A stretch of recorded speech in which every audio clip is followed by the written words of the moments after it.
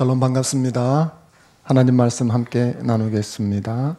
구약성경 열왕기상 3장 4절로 15절까지 말씀입니다. 성경을 들고 자리에서 일어서 주시면 좋겠습니다. 본문이 조금 길지만 한 절씩 교독하고 마지막 절은 함께 읽도록 하겠습니다. 4절입니다. 이에 왕이 제사하러 기브온에 가니 거기는 산당이 큼이라. 솔로몬이 그 제단에 1천 번제를 드렸더니 기브온에서 밤에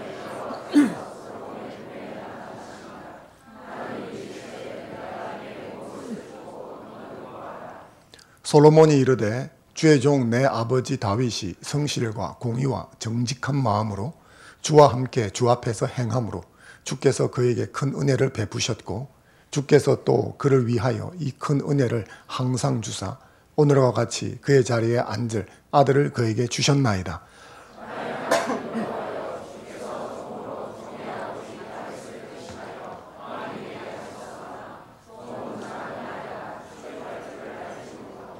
왕께서 택하신 백성 가운데 있나이다. 그들은 큰 백성이라 수효가 많아서 셀 수도 없고 기록할 수도 없사오니 누가 주의 이 많은 백성을 재판할 수 있사오리이까. 듣는 마음을 종에게 주사 주의 백성을 재판하여 선악을 분별하게 하옵소서. 솔로몬이 이것을 구하매 그 말씀이 주의 마음에 든지라. 이에 하나님이 그에게 이르시되 내가 이것을 구하도다. 자기를 위하여 장수하기를 구하지 아니하며 부도 구하지 아니하며 생명 멸하기도 구하지 아니하고 오직 송사를 듣고 분별하는 지혜를 구하였으니 내가 너 말대로 하여 너에게 지혜롭고 총명한 마음을 주느니 너의 앞에도 너와 같은 자가 없었거니와 너의 뒤에도 너와 같은 자가 일어남이 없으리라. 내가 또 너에게 구하지 아니한 부귀와 영광과 너의 평생의 왕들 중에 너와 같은 자가 없을 것이라. 너가 만일 내 하나님 내 아버지 다윗이 행함같이 내 길로 행하며 내 법도와 명령을 지키며 내가 또 내 날을 길게 하리라. 솔로몬이 깨어보니 꿈이더라. 이에 예루살렘에 이르러 여호와의 언약궤 앞에 서서 번제와 감사의 예물을 드리고 모든 신하를 위하여 잔치하였더라. 아멘.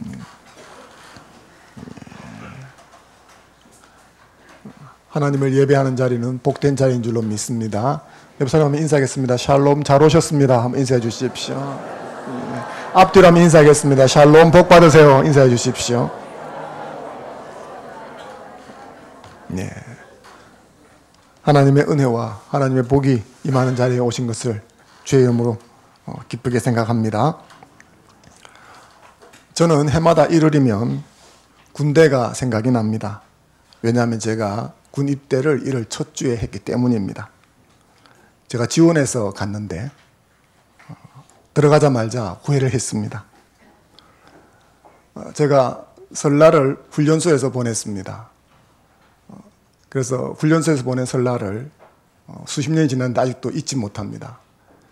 왜냐하면 그때 훈련을 받았기 때문입니다. 사격 훈련을 했었거든요. 0점 사격이라는 것을 했었습니다. 군인들은 총기를 다루는데 실제 사격을 잘하기 위해서 총을 자기 눈에 맞도록 조정하는 사격을 먼저 합니다. 그걸 0점 사격이라고 합니다. 설날에 0점 사격 3발을 쏘았는데 잘하면 3발 쏘고 휴식을 취하고 설빔을 먹습니다. 못하면 하루 종일 합니다. 저는 하루 종일 했습니다. 먹지도 못하고 쉬지도 못하고 기합받아가면서. 근데 그게 그렇게 했던 것은 0점 사격이 참 중요하기 때문입니다. 그런데 제가 이제 살아가면서 목회를 하면서 보니까 이 군대에서 사격할 때만 0점 사격이 중요한 게 아니더라고요. 제가 성경 말씀을 대하면서도 그렇다는 것을 느꼈습니다. 성경을 읽을 적에도 하나님 말씀을 대할 적에도 0점 사격이 있습니다. 0점 사격이 잘못되면 실제 삶 속에서 하나님의 말씀대로 살기가 어려워지는 것입니다. 실제 성경적인 신앙을 가지고 삶에서 승리하는 삶을 살아야 되는데 하나님 말씀을 대할 적에 0점이 잡혀 있지 않으면 이게 잘 안 된다는 거죠. 성경을 읽으면서 0점 사격을 잡는다는 것은 성경을 하나님 중심으로 읽는다는 겁니다. 이게 당연한 소리 같은데 말씀 안으로 들어가면 이게 쉽지가 않습니다. 특히나 오늘 본문에는 솔로몬 왕이라고 하는 아주 유명한 인물이 등장을 합니다. 믿지 않는 사람도 다 알만한 이름이죠. 이런 유명한 인물이 등장하면 더더욱 이 0점이 잘 잡히지 않습니다. 솔로몬 이야기에도 당연히 초점은 솔로몬이 아니고 하나님이십니다. 그래서 오늘은 이런 생각을 가지고 말씀 속으로 한번 들어가 보려고 합니다. 일단 솔로몬의 상황을 우리가 좀 알 필요가 있죠. 솔로몬은 다윗을 이어서 왕이 되었습니다. 왕이 된 직후 바로 기브온 산당에 가서 1천 번제를 드립니다. 여기서 말하는 1천 번제라고 하는 것은 1천이라고 하는 이 숫자는 횟수를 말하는 것이 아니고 마리, 양을 말하는 겁니다. 히브리인들의 숫자 중에 제일 큰 것이 1000입니다. 그래서 정확히 말하자면 이 1천이라고 하는 단어는 엄청나게 많은 숫자의 제물이다, 그런 뜻이 되겠습니다. 한국 교회에서는 이것을 횟수로 오해를 많이 하고 그래서 1000번 예배를 드린다, 이렇게 하는 곳도 있습니다. 솔로몬 왕이 즉위 초에 정권의 기초를 다져야 했기 때문에 몹시 바빴습니다. 그런데 그런 와중에도 예루살렘에서 10시 방향으로 약 10km 떨어져 있는 기브온까지 가서 제사를 드렸습니다. 말씀드렸던 대로 1천 번제를 드리는 거죠. 만약에 이것이 양이라고 한다면 1000마리의 양을 제물로 바치는 겁니다. 번제로 바친다는 것은 짐승을 죽여서 불을 태워서 하나님께 드린다는 거죠. 1000마리를 도축을 해서 제사를 드리는 것은 그 시설 자체가 어마어마하게 커야 되고 숫자가 많기 때문에 시간이 많이 걸리는 거죠. 그래서 예루살렘에서는 불가능해서 10km 떨어져 있는 기브온에 갔던 겁니다. 기브온이 커서라는 이야기는 그런 뜻을 담고 있습니다. 왕복 20km가 되어지죠. 왕이 즉위 초에 할 일이 얼마나 많겠습니까? 그런데도 불구하고 하루도 아니고 몇 날 며칠이 걸릴지 모르는 이 번제를 드리기 위해서 20km를 왕복했다. 그것은 이 일이 솔로몬 왕에 있어서 아주 중요한 의미를 가지고 있었다 하는 사실을 우리에게 알려줍니다. 솔로몬 왕이 여기에 중점을 두고 제사를 드렸는데 하나님께서 이 제사를 드리자마자 꿈에 나타나셔서 너의 원하는 것이 뭐냐? 나한테 구하라. 내가 다 들어주겠다. 이렇게 말씀해 주셨습니다. 하나님께서 여러분에게 이와 같은 말씀을 들려주기를 주의 이름으로 축원합니다. 그러자 솔로몬이 기다렸다는 듯이 지혜를 구합니다. 그리고 하나님께서는 흡족해 하시면서 그의 기도를 들어주셨습니다. 그래서 솔로몬은 타의 추종을 불허하는 지혜로운 사람이 되었습니다. 이 이야기의 흐름이 이런 식으로 흘러가는데 이것은 0점이 잘못 잡혀 있는 것입니다. 이렇게 읽으면 너도 기도하면 하나님이 너에게 지혜를 주셔서 지혜로운 사람이 될 거다, 그렇게 이해하게 되는 거죠. 그래서 난 비록 머리가 좀 나쁘지만 기도하면 지혜가 생길 거다, 그래서 기도를 합니다. 이미 나는 이왕 늦었으니까 내가 기도하면 내 자식은 머리가 조금 좋아질 거다. 대한민국은 교육률이 높죠. 그래서 1000번제라고 하는 세계 어디에서 찾을 수 없는 그런 형식이 등장을 했습니다. 아이가 고등학교 1학년 들어가면 교육률이 극성인 엄마들은 그때부터 교회에 새벽기도를 넣습니다. 3년이면 거의 1000일 비슷하죠. 그래서 1000번 아침에 새벽기도를 나갈 때마다 1000원 헌금을 이렇게 하면 이게 1000번제를 드리는 건데, 이렇게 1000번제를 드리면 아이가 스카이 간다. 솔로몬 같은 지혜가 있으면 스카이가 아니라 하버드도 가겠죠. 근데 이 이야기의 초점은 그런 것이 아닙니다. 이 이야기의 초점은 솔로몬이 기도했을 때 그가 지혜를 받아서 얼마나 지혜로운 사람이 되었느냐 하는 게 아니고요. 솔로몬의 기도에 하나님이 응답해 주셨다. 그래서 솔로몬의 기도에 응답하신 하나님이 이 이야기에 초점이 되는 것입니다. 그래서 우리가 살펴봐야 될 것은 11절부터 13절에 있는 내용이 되는 거죠. 본문 11절부터 13절까지 조금 길지만 같이 다시 한번 읽어보았으면 좋겠습니다. 함께 읽겠습니다. 시작. 이에 하나님이 그에게 이르시되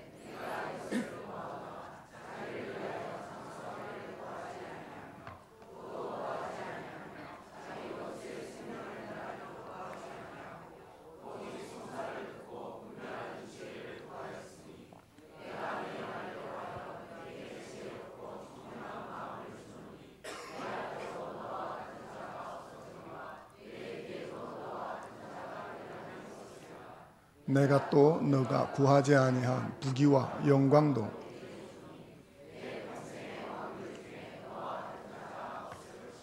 아멘. 저는 이 말씀이 오늘 말씀을 듣는 여러분에게 응하는 하나님의 축복이 되기를 바랍니다. 이 말씀에 보면 길게 되어 있지만 간단하게 축약하면 두 가지로 되어집니다. 하나는 그래 너의 말대로 네가 구한 대로 지혜를 주겠다. 또 하나는 너가 구하지 않았지만 부귀와 영화도 주겠다. 그렇게 하신 것입니다. 이 말씀 속에서 하나님이 어떤 분인가 하는 것을 우리가 보아야 하는 겁니다. 솔로몬 왕이 지혜를 구한 이 이야기는 성경에 오늘 본문과 역대기에 등장을 하고 있습니다.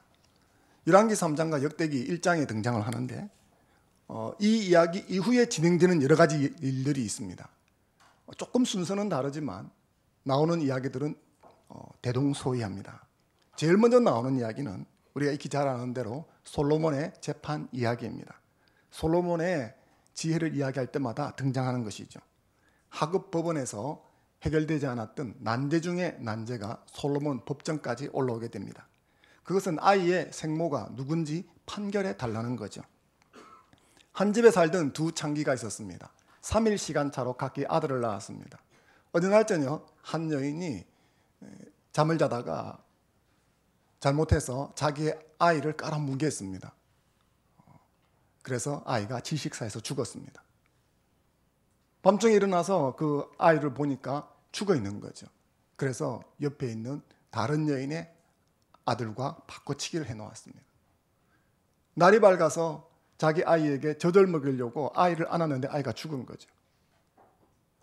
그리고 가만히 보니까 자기 아들이 아닌 거예요. 제가 보면 다 아이 때는 그 아이가 그 아이인 것 같더라고요. 근데 엄마는 구분이 되나 봐요. 그래서 다른 여인에게 이 아이는 내 아들이 아니고 네 아들이다. 그리고 그 아이가 내 아들이니까 내놔라. 그러니까 그 여인이 무슨 소리를 하느냐. 이 아이가 내 아들이다. 그래서 두 여인이 막 목소리를 높이고 서로 머리채를 붙잡고 싸우기 시작했습니다. 우리야 이 이야기의 결론을 알고 있어서 그렇지 그냥 생떼같이 거짓말하면 둘 중에 한 명은 거짓말하는데 누가 거짓말하는지는 알기가 어려운 거죠. 하급 법원에서 명쾌하게 판결할 수가 없었습니다. 그래서 결국 솔로몬 법정까지 올라온 것이죠. 지금이라면 DNA 검사 같은 것을 하면 쉽게 구분이 될는지도 모르겠습니다. 하지만 당시에는 어떻게 구분할 방법이 없었습니다. 그런데 솔로몬이 이 난제를 명쾌하게 해결합니다. 칼을 가지고 오라. 그 칼을 이렇게 쫙 뽑더니 아이를 눕혀라. 그 눕히니까 그리고 칼을 가지고 그 아이의 정수리를 대더니 위에서부터 머리 끝부터 발끝까지 정확하게 두 쪽을 나누어서 하나씩 나눠주겠다는 소리를 하는 것입니다. 그러자 한 여인이 그게 정말 공평하겠습니다. 네 것도 내 것도 안 되니까 반씩 나눠주십시오. 그리고 또 한 여인이 또 말하는 거죠. 안 됩니다, 왕이시여. 이 아이를 저 여자에게 주십시오. 제가 포기하겠습니다. 근데 죽여서는 절대 안 됩니다. 이 순간 누가 이 아이의 엄마인지는 그 법정에는 모든 사람이 명백하게 알게 된 거죠. 솔로몬은 생모의 모성애를 이용해서 거짓 증언과 속임수를 그 법정에 온통 드러내어 버린 것입니다. 솔로몬의 지혜가 얼마나 대단한지 여기서 드러나는 거죠. 그래서 우리는 생각을 하죠. 솔로몬처럼 지혜가 있었으면 좋겠다. 그래서 이 솔로몬처럼 지혜가 어떻게 생기느냐? 기도하니까 하나님이 지혜를 주셔서 그렇구나. 그래서 내가 기도하면 나도 솔로몬처럼 지혜가 생기면 이렇게 명쾌하게 지혜롭게 살 수 있겠구나. 그러면 스카이가 문제겠느냐? 기도해도 지혜가 잘 안 옵니다. 그래서 스카이를 못 갔습니다. 하늘 품고 아이를 낳았습니다. 기도를 하는 거죠. 하나님, 나는 못 갔지만 우리 아이에겐 지혜를 주셔서 스카이를 갈 수 있게 해주십시오. 서울대가 갈 수 있게 해주세요. 지혜를 구하고 기도를 막 하는 거예요. 그러다 보니까 1000번 새벽기도 나가고 1000번 헌금하고 그게 어렵지 않은 거예요. 그런데 솔로몬의 재판 이야기가 여기 솔로몬의 지혜를 구한 기도 다음에 있는 이유는 우리도 솔로몬처럼 기도하면 지혜로워서 세상에서 성공한다는 이야기를 알려주려고 하는 게 아닙니다. 물론 솔로몬처럼 지혜로울 수는 있죠.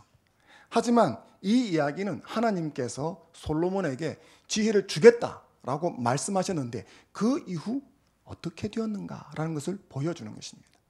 하나님께서 그래, 그럼 내가 너에게 지혜를 주마 했는데 이게 헛소리인지 아니면 사실인지 그걸 보여주려고 이 솔로몬 재판 이야기가 여기에 기록되어 있는 것입니다.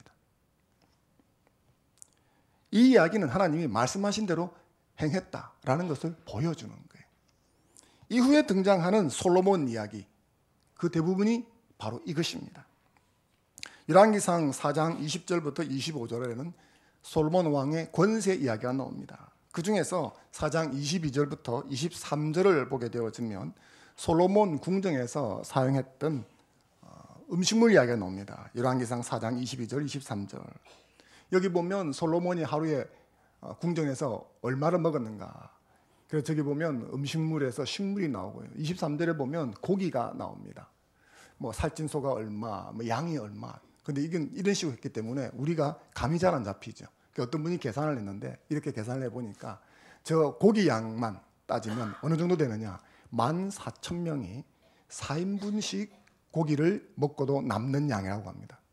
그럼 매일같이 그렇게 먹었다는 거죠. 이 이야기가 하는 이야기가 뭐겠습니까? 그만큼 부요했다라는 겁니다. 하나님께서 솔로몬에게 너가 구하지 않았지만 내가 너에게 부귀를 주겠다라고 하셨는데 그 예로 하루 음식물 양을 그게 다 기록해 놓은 거예요.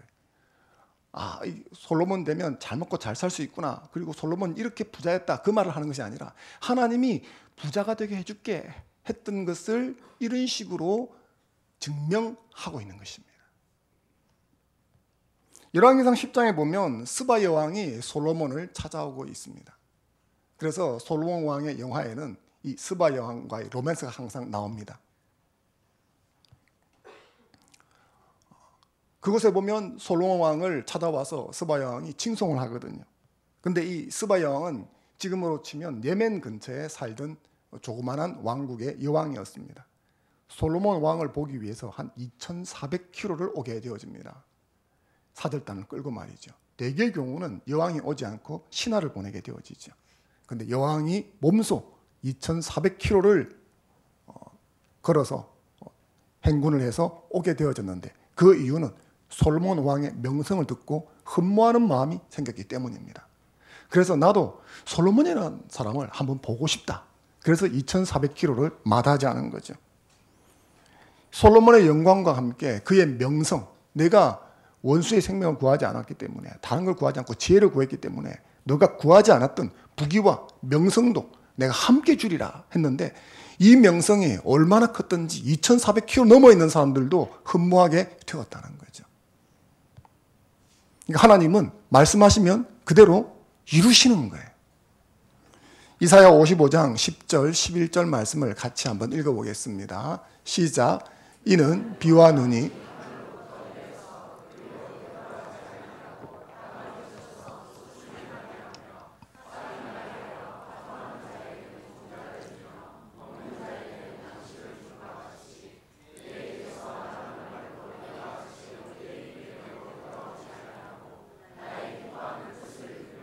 내가 보낸 일에 형통함이니라. 아멘. 아멘.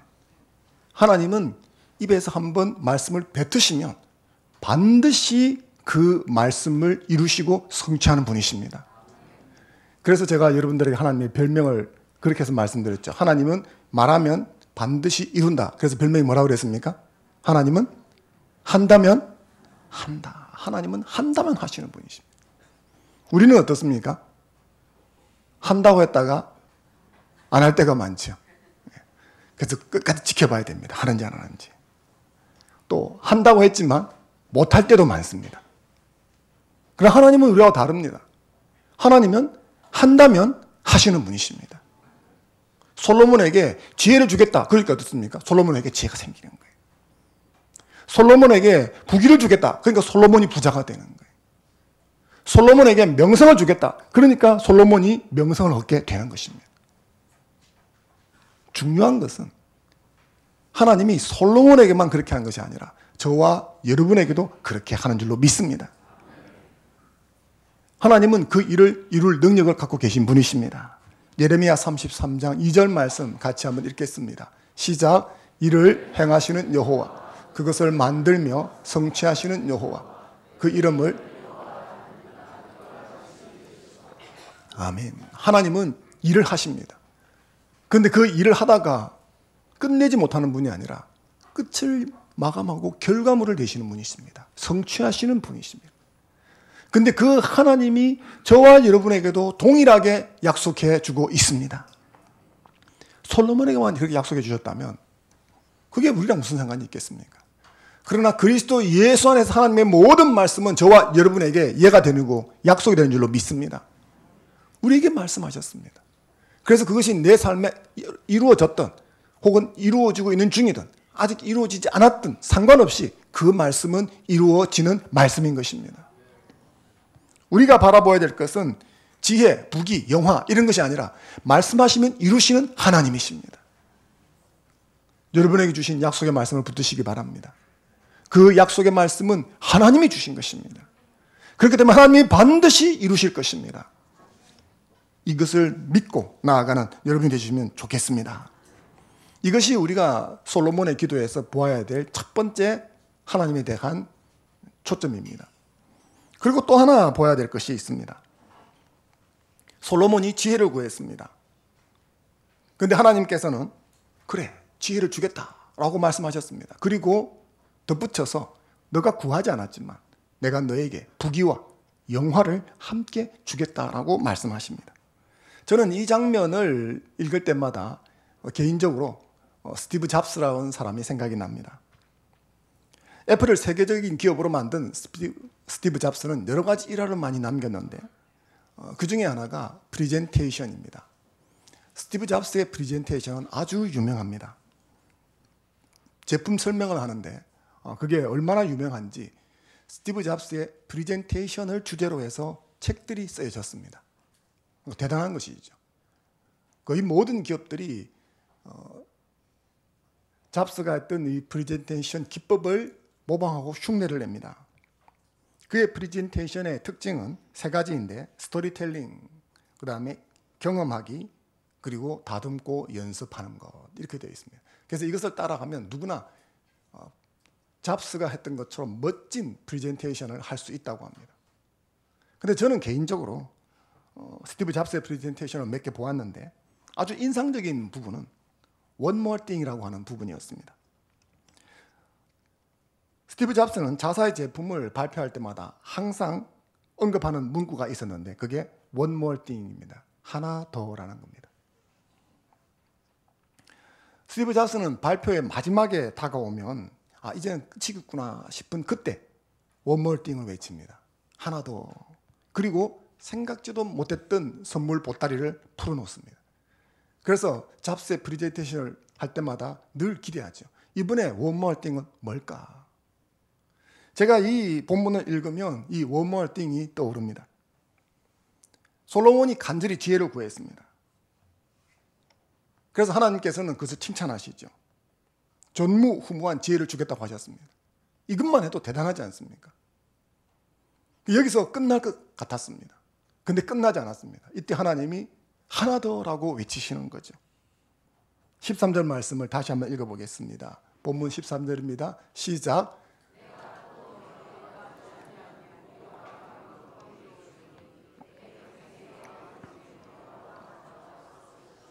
아멘. 우리가 믿는 하나님은 이와 같은 분이십니다. 하나 더를 외치는 분이 저와 여러분의 하나님인 줄로 믿습니다.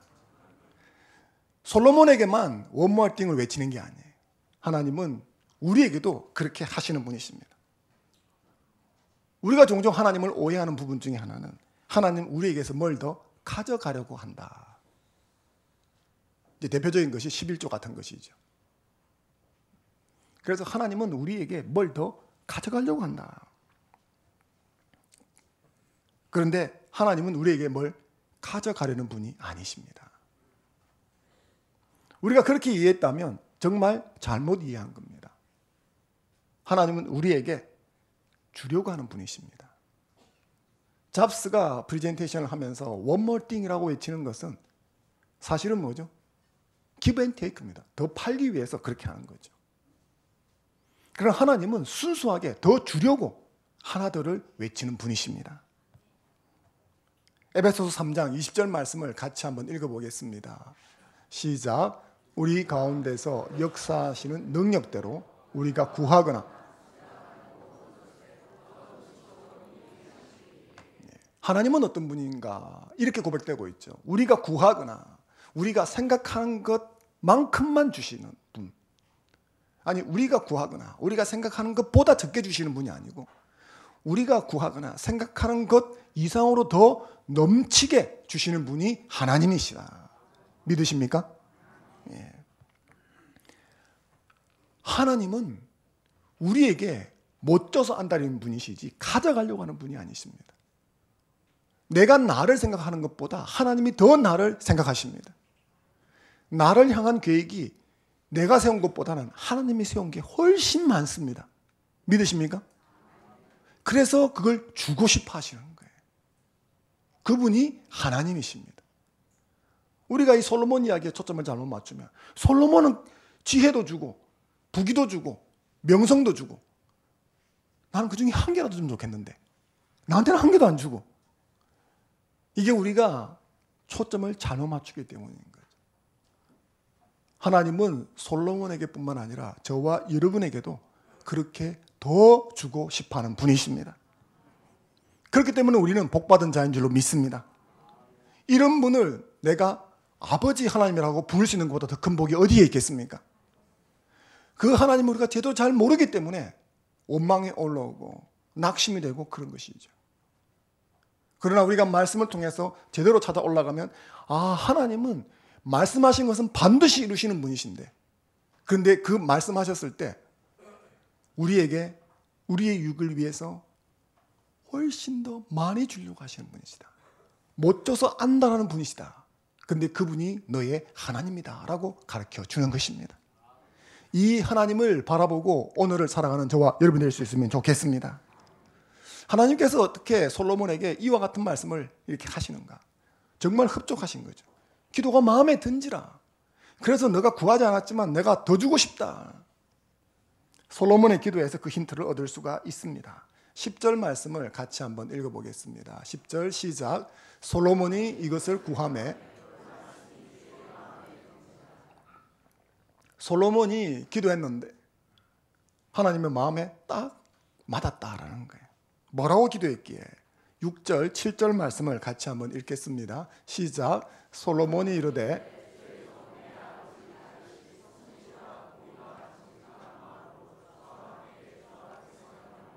주께서 그에게 큰 은혜를 베푸셨고 주께서 또 그를 위하여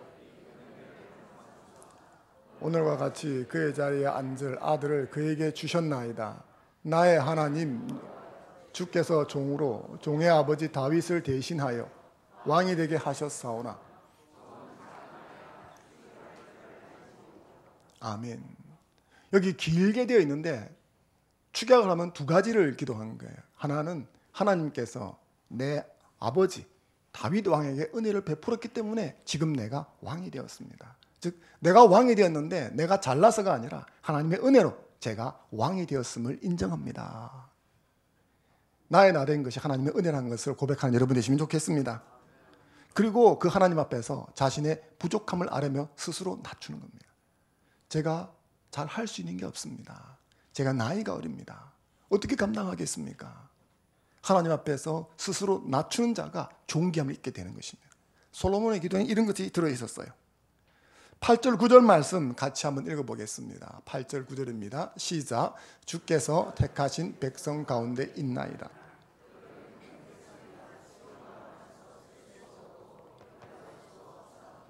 누가 주의 이 많은 백성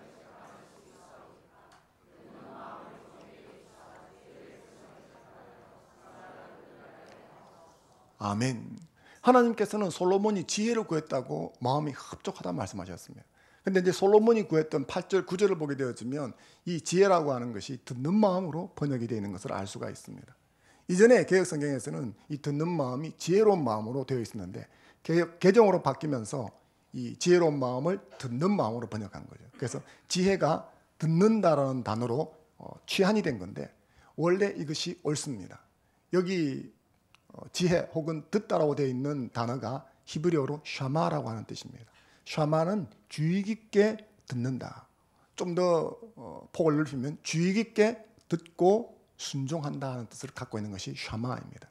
그래서 여러분들에게 쉐마라고 말씀드렸죠. 쉐마 들으라 이스라엘아. 쉐마 본문할 적에 그 쉐마입니다. 루트 같은 분은 여기서 듣는 마음을 하나님의 말씀을 듣고 순종하는 마음으로 해석하기도 합니다. 그런데 이 본문에서 솔로몬 왕이 이 듣는 마음을 구하는 문맥을 보게 되어지면 이것은 재판에서 분별력을 뜻한다는 것을 알 수가 있습니다. 재판 과정에서 백성들의 상황을 경청하여 올바른 판단을 할 수 있는 분별력, 이게 듣는 마음인 거죠. 백성들이 살아가면서 겪게 되는 여러 가지 문제들이 있습니다. 혹은 백성들 사이에서 일어나는 갈등들이 있습니다. 이런 문제들을 가지고 왕 앞에 나왔을 때 그들의 호소를 잘 들어줄 수 있는 관심과 열린 마음을 가진 왕이 되게 해달라. 그렇게 기도한 것입니다. 그러니까 막무가내로 재판을 하는 것이 아니라 그들의 상황을 잘 듣고 올바르게 재판할 수 있는 분별력을 주십시오라고 기도한 것이죠. 솔로몬이 왜 이런 기도를 했을까요? 솔로몬이 이런 생각을 하게 된 것은 이 자신의 왕국에 있는 이스라엘 백성들이 자기 백성이 아니라 하나님의 백성이라는 의식을 가지고 있었기 때문입니다. 그래서 8절에 보면 주께서 택하신 백성, 그래서 9절로 가면 주의 백성 이렇게 이야기합니다. 그러니까 내 백성이 아니고 하나님의 백성이라는 거죠. 그런 이스라엘 백성이 하나님께서 선택하신 백성이라는 의식을 가지고 있었습니다. 그리고 그 백성을 하나님께서 자기에게 맡겨주셨다는 생각을 가지고 있었습니다. 내가 왕이라서 내 마음대로 할 수 있는 것이 아니라 이 본래 주인은 따로 있다는 거예요. 그 주인이 누굽니까? 하나님이시라는 거죠. 그 하나님을 대리해서 내가 이 자리에 앉아있기 때문에 이 백성을 통치하고 다스릴 적에 그 하나님이 기쁘시도록 그렇게 통치해야 한다는 거죠. 그래서 하나님의 백성을 올바로 이끌어 그들로 하여금 택하신 하나님 앞에 합당한 삶을 살도록 인도해 가야 하는 것이 왕에 된 자신의 책무라고 알았던 것입니다. 왕이 진정으로 들으려는 마음을 가질 적에 백성의 문제에 있어서 선악간에 올바른 판결을 할 수가 있습니다. 그리고 그것은 결과적으로 그 나라에 하나님의 공의가 실현되게 하는 것이죠. 그것은 하나님을 영화롭게 하는 것과 직결되는 것입니다. 즉 다시 말하면 솔로몬은 지혜를 구했는데 하버드나 스카이 가려고 지혜를 구한 게 아니었다는 거예요. 솔로몬은 하나님의 영광과 하나님의 뜻이 자기를 통해서 이스라엘 백성 가운데 그리고 이 영토 가운데 왕국 가운데 실현되기를 원했다라는 겁니다. 즉 다시 말하면 솔로몬 왕은 신약 예수님의 말씀으로 한다면 먼저 그의 나라와 그의 뜻을 구했다고 볼 수 있는 것입니다. 솔로몬이 자기의 어떤 문제, 자기의 영광, 자기의 체면, 자기의 이익, 자기의 욕망 그런 것이 아니라 하나님의 뜻을 앞세우자 하나님께서 너무너무 흡족해 하신 것이죠. 그래서 구하는 지혜뿐만 아니라 하나 더를 외치면서 그래 뭘 더 줄까? 뭘 더 줄까? 그렇게 하신 것입니다. 이것이 저와 여러분에게도 동일하게 적용되는 줄로 믿습니다. 만약 저와 여러분들이 하나님의 뜻이 무엇인가를 앞세우기 시작한다면 오늘 솔로몬에게 나타나신 그 하나님이 저와 여러분의 삶에도 경험되게 될 줄로 믿습니다. 사랑하는 성도 여러분, 우리는 언젠가 하나님 앞에 설 날이 있다는 것을 기억하며 살아야 합니다. 그리고 선악간에 반드시 심판하는 날이 있습니다. 고린도후서 5장 10절 말씀을 같이 한번 읽어보겠습니다. 시작. 이는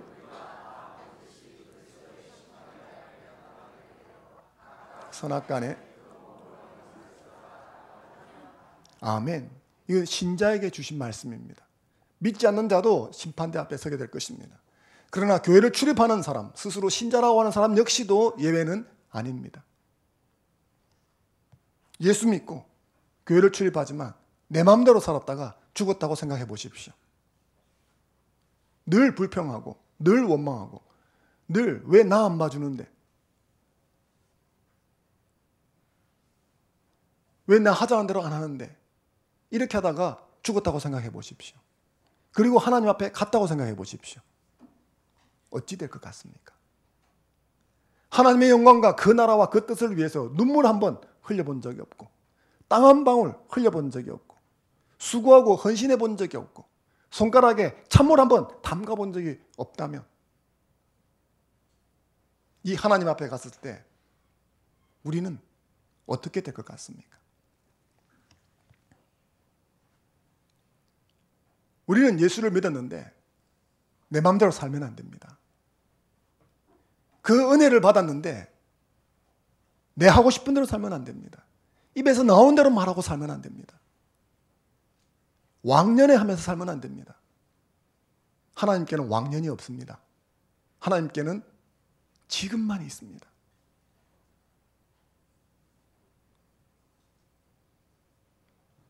먼저 그의 나라와 그의 뜻을 앞세우는 여러분 되시기를 주의 이름으로 축원합니다. 그런데 이것이 단순히 하나님께 은혜를 받기 위해서 내가 먼저 그의 나라와 그 뜻을 이룬다고 한다면 이것은 give and take인 거죠.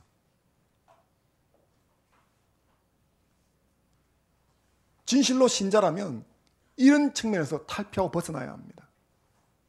하나님은 우리가 give and take, 그래서 하나님을 조작하지 않아도 하나님은 그분 본성이 더 주려고 하는 분이십니다. 믿으십니까? 그래서 우리는 그 하나님 앞에 하나님의 뜻과 영광을 앞세우는 것을 뭘 하나님께로부터 더 받으려고 하는 것이 아니라 주신 은혜에 감사해서 이런 태도를 삶으로 정착시키는 자가 되어야 될 줄로 믿습니다. 우리는 그리스도 예수로 말미암아 구원받은 자들입니다. 어마어마한 은혜를 받은 자들이지 않습니까? 그러므로 그 은혜에 합당하게 하나님 앞에서 그 뜻과 영광을 앞세우는 그런 삶을 사는 저와 여러분이 되면 좋겠습니다. 마태복음 6장 33절 말씀 같이 한번 읽겠습니다. 시작. 그런즉 너희는 먼저 그의 나라와 아멘. 이 모든 것은 우리가 걱정할 필요가 없습니다. 하나님이 알아서 하실 줄로 믿습니다. 먼저 그의 나라와 그의 의를 구하는 저와 여러분이 되었으면 좋겠습니다. 이것이 2019년에 입의 구호뿐만 아니라 삶으로 실천되는 구호가 되었으면 좋겠습니다. 한 중년 부부가 있었습니다. 금술이 아주 좋았습니다.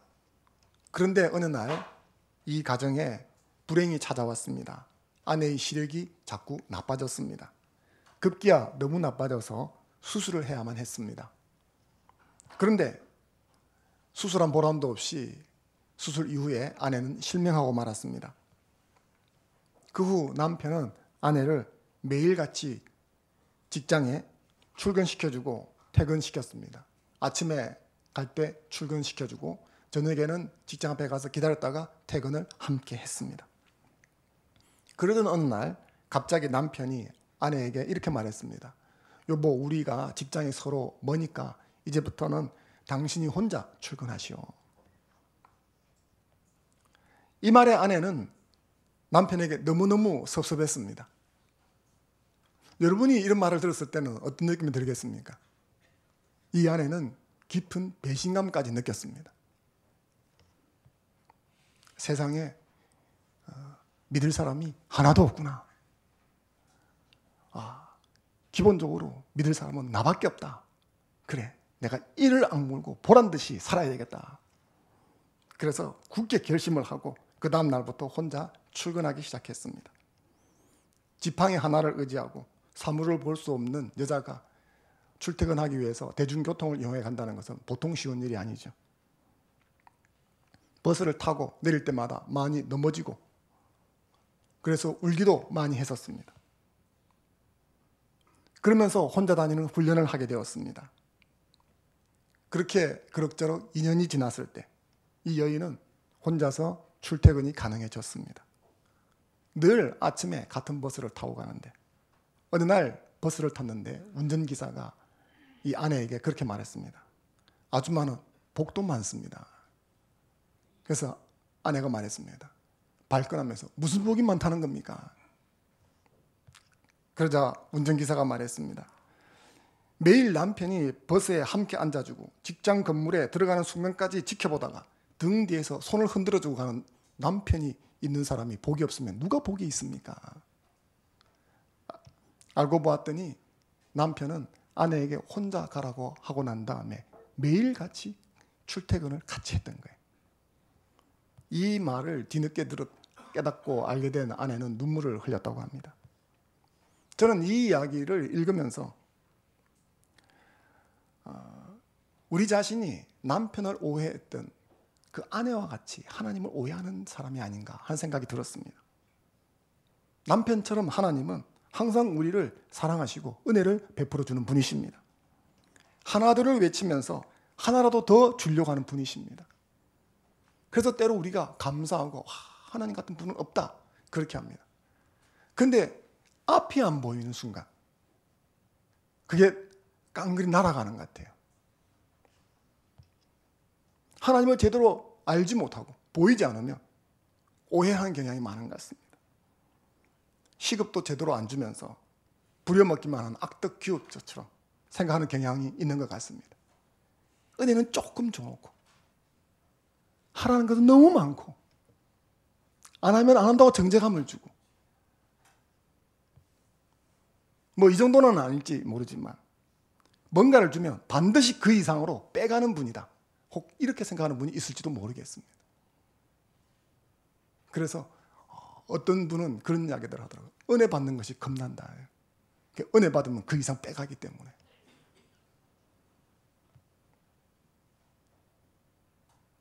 근데 그것은 우리가 하나님에 대해서 잘 모르기 때문에 그런 것입니다. 그것은 우리에게 조금 신앙에 있어서 잘못된 습성이 있어서 그런 것입니다. 우리가 신앙생활을 해나가면서 하나님의 말씀이라도 내게 경험되거나 내게 이해되거나 그래서 내 감정을 고조시키는 것이 아니라면 잘 받아들이지 않는 습성이 있습니다. 뒤집어서 말한다면 나에게 경험되고 나에게 이해가 되어지고 그래서 내 감정이 터치가 되어지고 그렇게 되어지면 그걸 하나님의 말씀이라고 받아들이는 경향이 많다는 겁니다. 이것을 유명한 기차 그림으로 표현하면 이렇게 되어집니다. 일부 예배 때보다 훨씬 업그레이드가 됐네요. 예. 일부 때는 저게 흑백이었거든요. 예, 영어 없는 걸 한번 보여주시죠. 네. 옛날 기차는 저런 식으로 되어 있었습니다. 제일 앞에 기관차, 엔진 부분이죠. 그리고 엔진이 활동할 수 있도록 출력을 낼 수 있도록 뒤에 가운데 있는 부분이 석탄을 실었던 화차 부분입니다. 연료차 부분이죠. 그리고 맨 끝에 있는 부분이 객차입니다. 사람을 싣거나 혹은 화물을 실어서 나르는 거죠. 이걸 우리 신앙으로 본다면 믿음, 사실, 감정이라고 말할 수 있습니다. 믿음이란 뭐냐 하면 하나님과 그 말씀에 대한 우리의 신뢰입니다. 사실이라는 것은 하나님의 말씀 그 자체입니다. 감정이라고 하는 것은 믿음과 순종의 결과입니다. 말하자면 경험이 되는 거죠. 그럴 적에 많은 그리스도인들이 저 앞에 기관차 부분에 뭘 넣느냐. 원래는 순서는 이런 게 돼야 됩니다. 영어로 한번 띄워주시죠. Fact, Faith, Feeling 이렇게 돼야 됩니다. 무슨 말이냐면 제일 앞에 사실이 와야 되는 거죠. 그리고 그 사실에 대해서 믿음이 오는 것입니다. 그러면 Feeling, 경험이 따라오는 거죠. 근데 많은 분들이 신앙생활 하면서 저 팩트가 놓여지는 자리에 Faith나 Feeling을 놓습니다. 특히 경건하다 스스로 믿음이 좋다 생각하는 분들이 저 기관차 자리에다가 믿음을 놓습니다. 그리고 저 팩트를 어디 놓느냐? 페이스 자리에 놓습니다. 그래서 내가 믿으면 그게 진리고 사실이고 그래서 경험이 따라오는 거죠. 그런데 이 신앙은 비성경적인 것입니다. 이게 무슨 말이냐 그러면 나한테 경험되지 않는다면, 내가 이해할 수 없다면, 내가 받아들이지 않으면 그건 사실이 아니라는 거예요. 이 신앙을 가지고 있을 적에는 하나님을 올바로 알 수도 없을 뿐더러 하나님을 경험할 수가 없습니다. 올바른 신앙은 나와 상관없이 하나님의 말씀은 말씀이라고 인정하는 것입니다. 내가 믿어주는 게 따라서 말씀이 되는 게 아니고 하나님의 말씀이 그냥 있는 거예요. 오늘 말씀에 의하면 하나님은 말씀을 약속하시면 그대로 이루시는 분이십니다. 나한테 경험되었든 안 되었든 하나님은 성취하시는 여호와이기 때문에 말씀하시면 반드시 이루시는 분이십니다. 그리고 하나님은 당신의 백성에게 더 주려고 하는 분이십니다. 이 두 가지가 여러분의 삶에 경험된 분도 있을 것이고 경험이 안 된 분도 있을지 모릅니다. 그러나 그것은 진리이고 사실입니다. 그런데 거기에 내가 믿음으로 반응을 하면 놀라운 일이 따라오게 되는 것입니다. 사랑하는 성도 여러분, 하나님의 어떠하심을 바라보는 여러분 되시면 좋겠습니다. 정말 중요한 것은 성경이 말씀하시는 그 하나님을 바라보는 것입니다. 로마서 8장 32절 말씀을 같이 한번 읽겠습니다. 시작. 자기 아들을 아끼지 아니하시고 우리 모든 사람을 위하여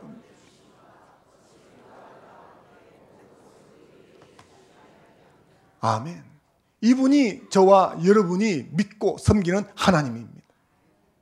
예수 그리스도를 우리에게 주신 그 하나님이십니다. 이 사실을 믿을 적에 이 사실이 저와 여러분의 삶에 경험이 되고 느낌이 되고 힘이 되는 줄로 믿습니다. 2019년 한 해는 이렇게 하나님이 어떤 분인가를 올바로 바라보고 그 하나님 앞에서 나의 삶의 태도를 정립해 나가면서 하나님이 주시는 복을 받아 누리는 저와 여러분 되기를 주의 이름으로 축원합니다. 잠시 주신 말씀 붙들고 함께 기도하는 시간 가지겠습니다.